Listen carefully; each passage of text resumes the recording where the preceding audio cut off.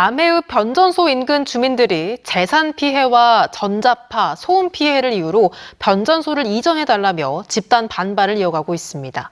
한국전력과 행정, 주민이 포함된 협의체 구성도 제안했는데 한전 측은 입장을 내놓지 않고 있습니다. 이종승 기자가 취재했습니다. 지난 1985년 지은 남해읍 변전소, 전압 규모는 154kV입니다. 남해군 지역 전력 공급을 책임지는데 인근 주민들에겐 달갑지 않은 애물단지입니다. 40여 년 동안 마을 발전을 가로막고 전자파와 소음 피해만 줬다고 보고 있습니다. 그래서 주민들은 변전소 이전을 원하고 있습니다. 한국전력이 기상 이변에 대비한 안정적인 전력 확보를 위해 남해와 하동을 잇는 송전선로 복선화 사업까지 추진하자 피해가 더 커질 것을 우려했기 때문입니다. 결국 피켓을 들고 거리로 나섰습니다. 전남 나주 한국전력 본사와 경남 본부에 이은 세 번째 집단 행동입니다.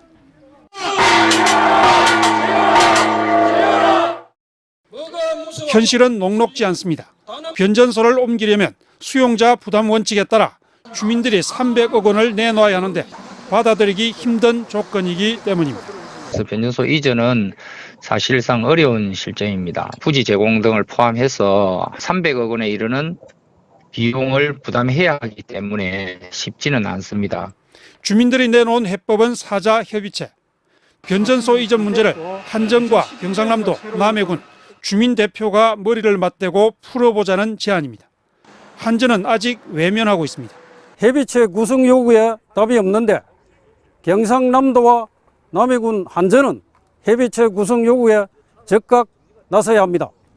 다만 남해군은 변전소 이전 사례 자체 조사에 나섰고 한전은 변전소 이전을 제외한 주민 지원에는 적극 나서겠다는 입장입니다. MBC 뉴스 이종승입니다. 한국전력이 남해와 하동을 잇는 송전선로 복선화 사업을 추진하고 있습니다. 안정적인 전력 공급을 위해서인데요.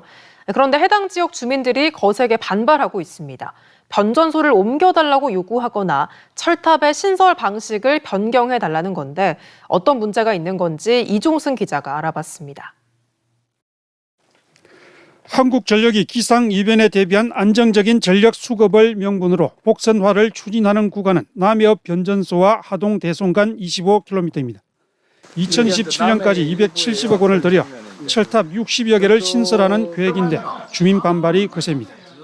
먼저 변전소 인근 주민들은 40여 년 동안 재산과 환경 피해에 시달렸다며 복선화 사업 전에 현재의 변전소부터 옮겨야 한다고 주장합니다.